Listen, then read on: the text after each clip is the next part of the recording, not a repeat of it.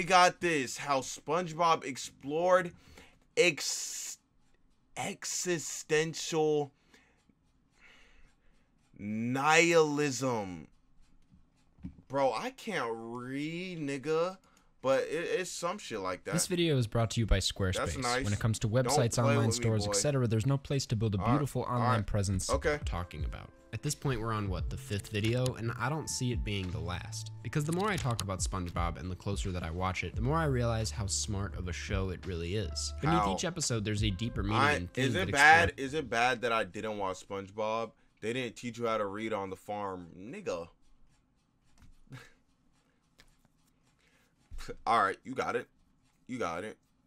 Bro, I ain't gonna lie, I didn't watch SpongeBob that much when I was a fucking kid, bro. Human behavior. It's not even that crazy, bro. It really isn't.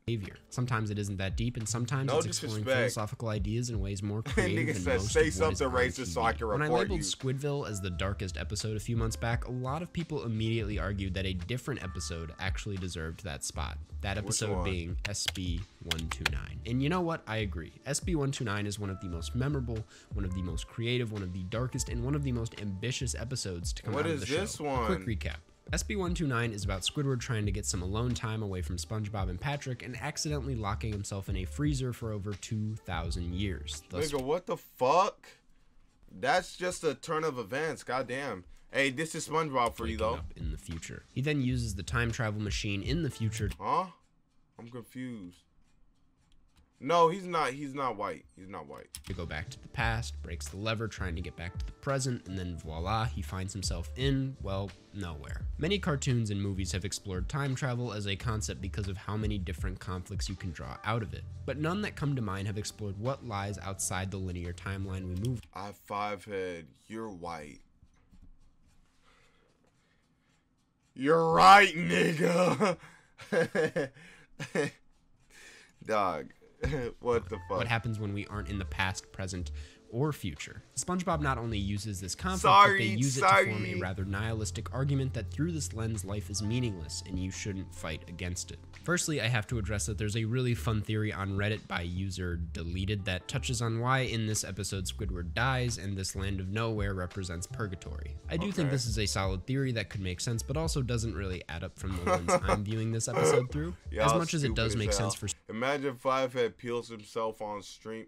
Bro, I will get banned before y'all see my true colors. What the fuck? Squidward to have died, what grounds the scene and presents it as instead an existential crisis is the clarinet. Not to overthink or anything here, but if he died, wouldn't he have lost this physical item? After all, the clarinet serves no real purpose in this section of the episode other than to act as a physical representation of reality for Squidward to use that he could have gotten rid of in the freezer. The writers kept the clarinet for a reason, and I think it further enhances this being an internal crisis rather than actual death. Also, he escapes this... Nigga just smiled like he started cheesing. Oh shit, congratulations, Mezos. Hell yeah. Nigga beat the driver's license. Bro beat driving. Hell yeah. Squidward never got pants on, bro. Do we gotta... Bro, chill, bro. Why you cock watching? Space by crashing through the ceiling of the room, proving all that squishing never really happened and was instead part of this crisis. My point is, this is a thought, not... Bro, hold on. After this video, I'll tell you something. Concrete event. So what is the crisis he goes through? You can define it as an existential crisis, but more specifically, it revolves and references the eternal recurrence, an experiment that Friedrich Nietzsche presented as a thought in his book, The Gay Science. I ain't gonna lie. What the fuck? Okay. Anyways... I feel like niggas be doing all these theories on SpongeBob. They be like, you know, too extra with it, bro. The show is mid, bro. Come on. Come on, bro. Now let me chill, nigga. Niggas will fuck. This entire episode really seems like a direct response or adaptation of Nietzsche's views on nihilism. He describes the eternal recurrence as the idea that all events in the world repeat themselves in the same... Speed Racer. Bro, who hasn't watched... Bro, okay, look. A lot of people haven't watched Speed Racer, but Speed Racer is so fine, nigga. How do you not like Speed Racer if you've watched it before, bruh?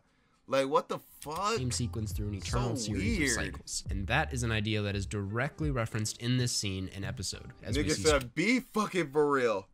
Bro, you'll be for real, bruh.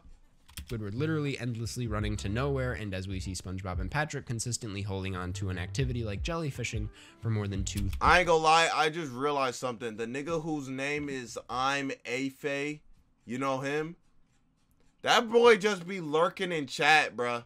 Like, I just realized I have somebody in chat doing that. What the... I mean, in just the stream, bruh. Bro just be waiting for the perfect moment. 1,000 years. This idea of cycling is something I'll definitely be expanding on. A key part of this scene, if not the most iconic part, is the alone chant. Now, Nietzsche coincidentally claims that this eternal recurrence happens at our loneliest loneliness. Justin Remhoff, a professor at Old Dominion University, conveniently has an entire article dedicated to expanding on this. At one point he writes, the experiment, the eternal recurrence, is introduced in welcome, I am Cloud. You good, bro? You don't need to be sorry. Loneliest loneliness. Nah, bro, just be staying in stream. Bro, like, I don't even understand that. Hey, imagining our lives eternally reoccurring. What? The nigga just joined, bro. Chill. From that perspective should move us to overcome our loneliness after first cursing the demon. The term loneliest loneliness is very important to keep in mind here. Oh, God, bro. The creator of SpongeBob did not think of all this bullshit. Nigga like, yo, these niggas doing too much shit with this bullshit. Because it's much stronger and more painful than normal loneliness you feel when maybe you're alone in your studio apartment for the first time. Your loneliest loneliness, on the other hand, is something much more existential, something that Squidward is absolutely feeling here. It makes total sense too, considering he in the moment doesn't belong to any specific period of time. He's moving through an abstract... That boy glazing, bruh. For real. Indefinable space, and nowhere is home. He has no buddy. Of course, this is him at his loneliest loneliness. As soon as the idea of being alone goes from being a relief to being a fear, that's when the eternal recurrence kicks in for Squid. This then triggers the desire for self-transformation that Remhoff speaks of. Squidward professes that he misses SpongeBob, and that's when he snaps out of it and is placed back in reality. Now, if we zoom out for a second, that last little tidbit is where SpongeBob takes this argument a step further. Whereas Nietzsche speaks on the fear of loneliness, specifically the loneliest loneliness, SpongeBob is posing what happens when you actually crave loneliness and then feel the opposite. Which then poses the question, why do we change like that? Which is really just asking what the significance of community and affection is. We can all pitch our own answers, but if we're following the philosophy... This nigga talk about too much shit, bro. Did you see the One Piece panel about the elephant with it? Which One Piece panel? The show is working in, it's just one big cycle, which makes sense considering the eternal recurrence I talked about earlier. We need social relationships because we fear loneliness, and we fear loneliness because we need social relationships. This cycle is perfectly captured at the very end of the episode, where even after all of this, even after a small moment of acceptance in the nowhere space, Squidward still hasn't really transformed. You weren't allowed to watch SpongeBob? Why? Because SpongeBob... Them niggas was gatekeeping, bro. What the hell? Immediately makes him crave loneliness again. These two sides, togetherness and being alone, answer each other and cancel each other out in a way that feels utterly shallow and drives this idea home that nothing matters. If there's no true solution, that means we're just doing the same. Aren't we all, Lodi? Aren't we all, man? Thing over and over again, which at that point... why? Which is an idea that is explored just a little bit more in this episode that I haven't touched on yet. There's a crisis within this that Squidward has in regards to his place in the present moment. And I promise it has something to do with... This clip, for as iconic as it is, has always been a bit of a mystery to fans of the show. It's funny, but no one knows why it's there. Looking at it through this lens, I think it makes a lot of sense. Squidward, despite time traveling to the past and future, realizes he cannot escape his true presence. While the location may be the future or past, he, just like all of us, is always living in the present. None of us can ever truly live in the future or past. We can always look at photos and videos from our past and say time travel actually exists. We can go to the future or past, but that's never experienced, nor is it living through the present. Does this make any sense? The moment you absorbed what I just said is already the past. You've never even truly aware you're living in the present because your brain is already behind by the time you've moved forward. Like, bro, it's never that serious, my nigga. Holy shit, bro. It has some suspicious.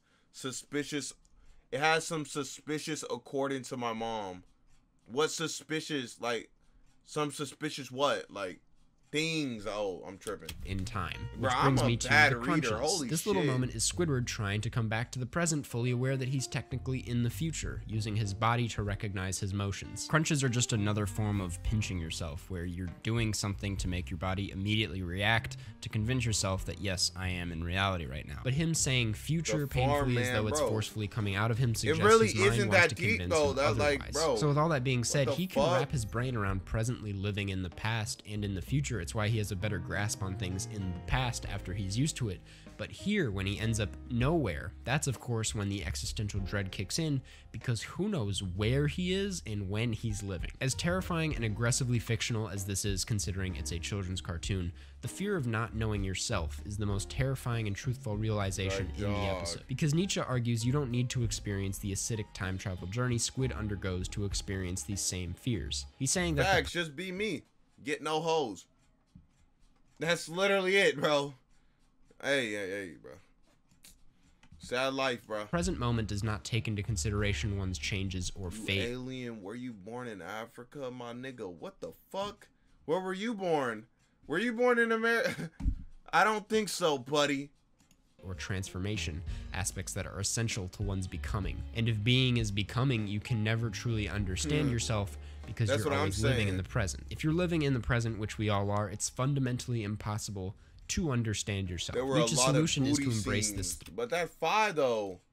The SpongeBob creator probably wrote this episode. Squidward goes on an adventure. To not know thyself. A solution that Squidward coincidentally comes to. Squidward goes back in time. Really just kind of giving up and accepting reality. For as dark as it may seem for a show like SpongeBob to end on a note suggesting life is meaningless, I don't see it as not a happy ending. Nietzsche does originally claim that undergoing this eternal recurrence enables self-development, and as Remhoff elaborated, psychological context is necessary to enable said development, the exact kind of context that's presented in the episode. Which is to say that this episode isn't necessarily a tragedy, but instead a turning point for Squidward, where instead of living in complete misery, he can now live in complete acceptance. So with all that being said, thanks for watching. Check out this episode and form your own opinion. And before you head out, I want to give a quick thank you to this week's sponsor, Square.